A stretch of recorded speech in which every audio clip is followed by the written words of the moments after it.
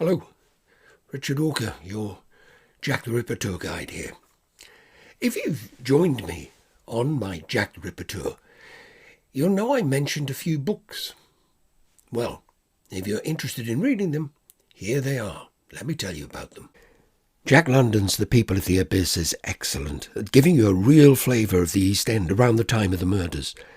Jack London spent about 7 weeks living with the poor in 1902. That was 14 years after the Whitechapel murders. He said in that time things had gotten worse for the people he met. The murders increased the rate at which slums were cleared. Jack London pointed out that any slum that was cleared housed far more people than the model development that replaced it. And the people cleared from the slum could not afford the rent in the model development. Those evicted slum dwellers were forced to find another overcrowded slum building, making it even more overcrowded. These were the conditions that angered Jack London, and the reason that he borrowed from H.G. Wells the phrase, "the people of the abyss." Wells had used that phrase in his 1901 book, Anticipations. Novelists and social reformers had talked and written about the conditions in which the urban poor of Britain were forced to exist. The word abyss, which at the time was regarded as a synonym for hell, was frequently used. The difference with what Jack London wrote was that he was writing from his personal experience. When he arrived in the East End, he bought second-hand clothes and joined the poor in their desperate search for subsistence. The People of the Abyss was read by George Orwell, and it inspired him to do the same thing in the 1930s. It is a great book, because Jack London was a great writer. Jack London wrote some great stories, including Call of the Wild, White Fang and Seawolf, and perhaps being an American helped him by giving him an outsider's eye with which to view London's East End. The Five, The Untold Lives of the Women Killed by Jack the Ripper by Hallie Rubenhold. Like Jack London, the writer Hallie Rubenhold is able to bring an outside eye to these murders. She too is an American. Also in a field of research dominated by men, as a woman, she is able to give a different perspective to the events surrounding the murders of women. This is a wonderfully researched and written book, which is highly recommended.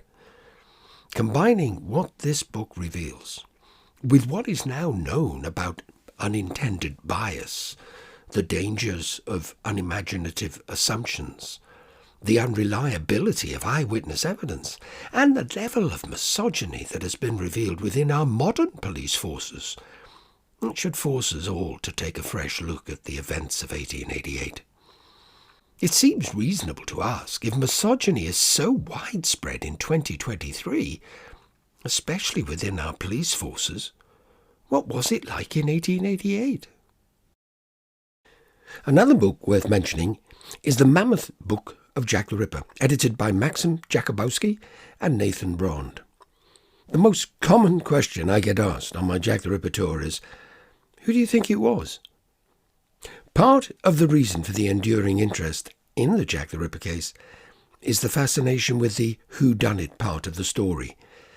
This is why I mentioned The Mammoth Book of Jack the Ripper. The editors persuaded 16 experts to make the case for their favourite candidate for the mantle of Jack the Ripper.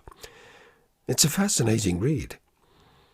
One thing is certain, they can't all be right, although quite possibly they could all be wrong. Keith Skinner and Stuart Evans are two of the most dedicated researchers into the events surrounding the murders that took place in Whitechapel in 1888. They published many books on the subject. Jack the Ripper Letters from Hell is essential reading for those interested in learning more about the hundreds of letters that journalists and the police at the time received. Jack the Ripper Letters from Hell contains images and information on the letters from the Dear Boss letter, the Saucy Jackie postcard, the From Hell letter with its accompanying half of a human kidney, and the hundreds of other letters that were sent. It's an impressive hardcover book that is still available online. And for those on my Jack the Ripper tour who are fascinated by the theory that points to a Masonic connection to the Jack the Ripper murders, this is the book I suggest. They All Love Jack by Bruce Robinson. As The Guardian says, They All Love Jack is a bloody good read.